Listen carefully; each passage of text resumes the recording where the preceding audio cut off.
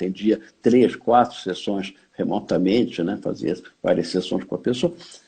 Hoje, a partir da pandemia, a coisa muda completamente de figura, porque agora todos têm que fazer o atendimento remoto e aí passa a ser, digamos, uma obrigação.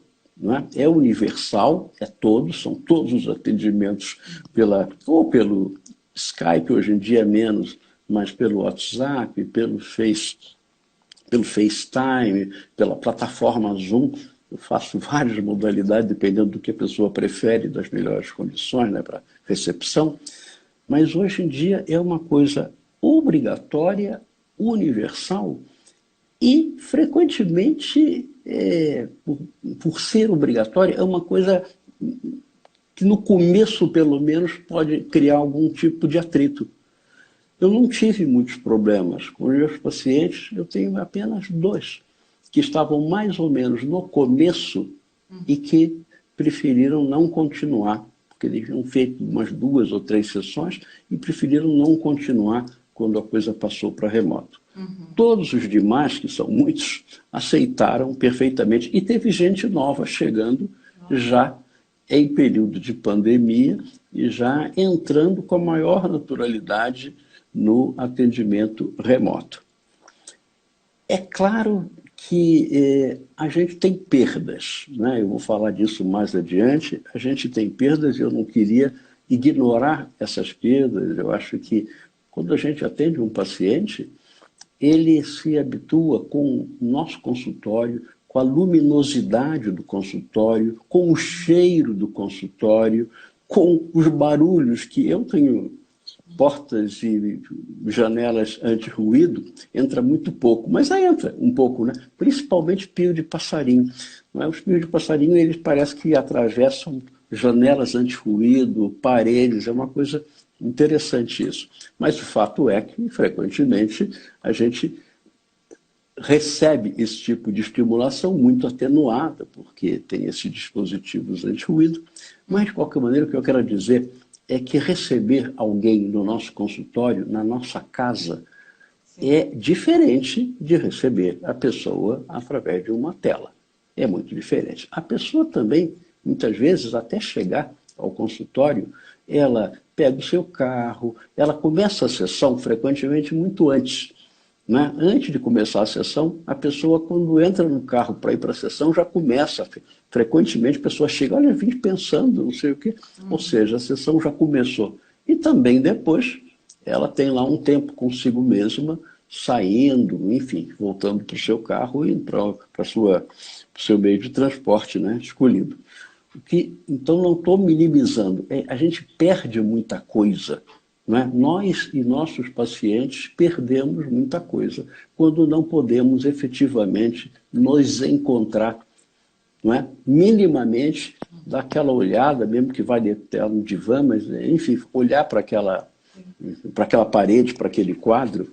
Né? Eu tenho um belo quadro do Paulo Pasto na parede, então os pacientes que deitam no consultório ficam com o privilégio de ficar vendo um quadro do Paulo Pasto.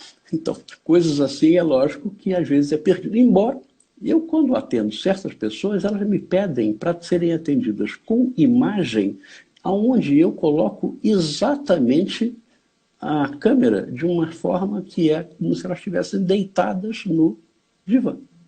Isso frequentemente acontece. Né? Tenho vários pacientes, outros preferem sem imagem. Quem senta na minha frente, enfim, fica olhando para a minha cara e eu para a cara da pessoa. Mas, enfim, eu acho que o que muda é que está sendo necessário, eu acho, que dentro desse período todo, a gente fazer ajustes permanentes no enquadre do atendimento remoto. Enquanto que o enquadre presencial seja o deitado no divã, seja o frente a frente, seja o lado a lado, porque também funciona. Há pessoas que não deitam no divã, mas sentam no divã. Sim. E elas ficam olhando para frente, eu fico do lado na minha poltrona, então a gente não fica muito se encarando, mas de uma certa maneira, com o rabo dos olhos, a gente sabe que o outro está por ali, não é? Então a gente... Que deitam e que dão uma olhadinha de vez em quando. Ah, tem de tudo.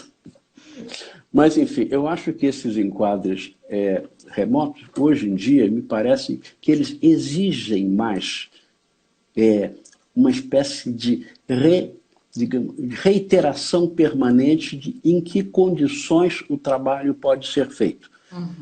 Muitas vezes, por exemplo, quando eu atendia antes, as pessoas sabiam naturalmente que elas tinham que estar num quarto privado, elas tinham que estar num lugar sozinhas, elas tinham que, enfim, elas procuravam espontaneamente criar condições onde o atendimento remoto reproduzia era muito parecido com o que elas viviam quando vinham ao consultório.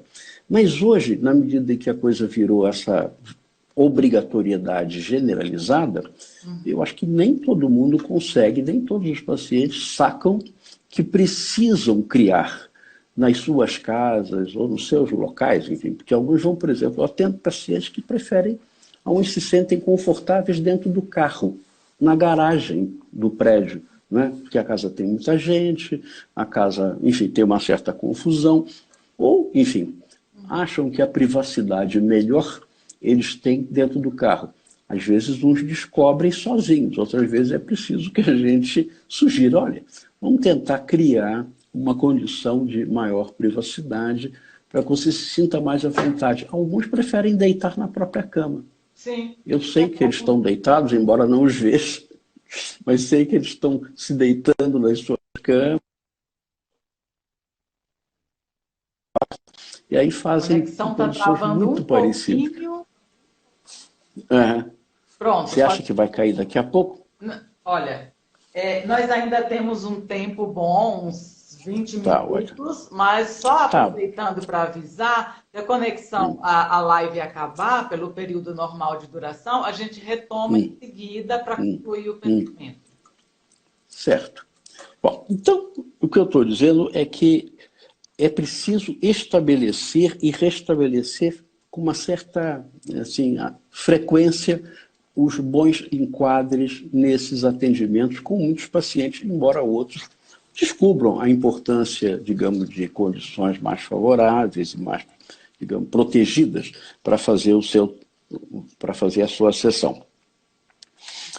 Outra coisa que eu queria, por outro lado, do lado do analista, também eu acho fundamental que a gente consiga, né, se manter. Eu tenho uma grande sorte, eu moro muito perto do meu consultório. Então, eu vou a pé. Eu saio do meu prédio e vou a pé para o consultório, onde eu chego em menos de um minuto, numa rua quase deserta, por onde não passa ninguém. Então, boto a minha máscara, vou para lá para o meu consultório. Eu passo o dia no consultório. Isso me dá uma tranquilidade extraordinária. Eu sei que muita gente não pode fazer isso porque mora longe, enfim, não tem facilidade de acessar o consultório. Eu me sinto muito mais confortável fazendo todos os meus atendimentos dentro da minha sala. Eu trabalho com alguns colegas, mas os colegas moram mais longe, então não vêm. Então, nem os colegas, nem os pacientes, nem a secretária vêm. Eu fico sozinho, fico reinando lá na casa, que é uma casa relativamente grande.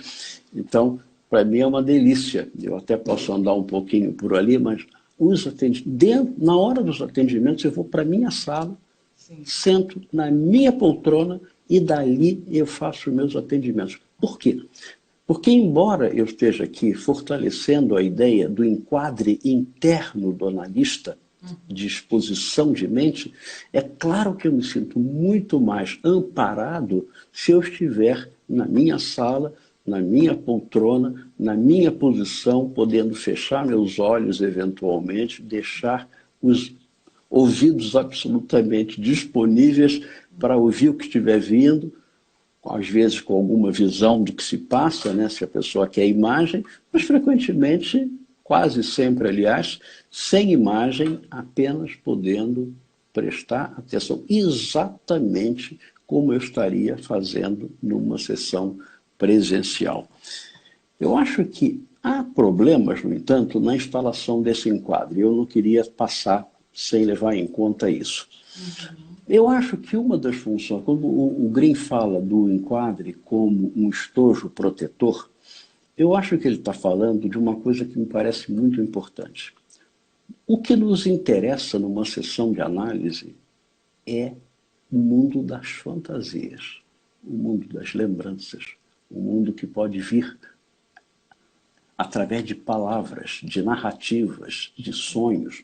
Ou seja, afinal de contas, o que nos interessa é acessar a vida psíquica, a realidade psíquica e, particularmente, a realidade psíquica inconsciente. Ora, essa realidade psíquica inconsciente, ela ficaria muito prejudicada, muito inibida, quase que impedida, se nós deixássemos a realidade entrar de maneira excessiva. Então é por isso que os nossos consultórios, em princípio, têm, digamos assim, uma possibilidade, digamos, de se isolar em relação ao mundo lá fora. Né? Então, as minhas janelas anti-ruído, a minha porta anti-ruído, as minhas paredes me ajudam a deixar um pouco o mundo lá fora de fora, para que o que venha seja o paciente com suas fantasias de desejo recalcadas, com suas angústias, com seus medos, com suas esperanças ou desesperanças, ou seja, é o mundo psíquico, com seus afetos, né? Com seus afetos às vezes representados, mas muitas vezes sem representação ainda, né? Sem simbolização. Pois bem, se a gente deixa que o mundo lá fora entre demais, isso daí tudo fica muito prejudicado. A gente precisa criar o que o Green chama de alucinação negativa. Ou seja, é preciso atenuar, pelo menos, a presença do mundo lá fora para que o mundo psíquico apareça com toda a sua pujança, com todo o seu vigor. Ora, é muito difícil hoje em dia deixar o mundo lá fora de fora. Não é? Na verdade, nós vivemos uma realidade terrível e que ela é all-inclusive, não é? Porque ela inclui todos os aspectos da vida e ela inclui todo mundo, tanto os pacientes quanto nós analistas. Sim. Então, hoje em dia, eu pelo menos percebo que nenhuma sessão de análise começa sem que a gente pergunte ou fique sabendo como é que o outro está.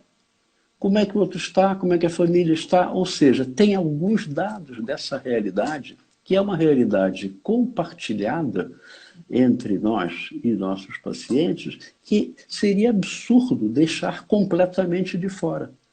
E essa é uma realidade tremenda, porque, primeiro, é uma realidade muito intimidante, ou seja, produz-se muito medo.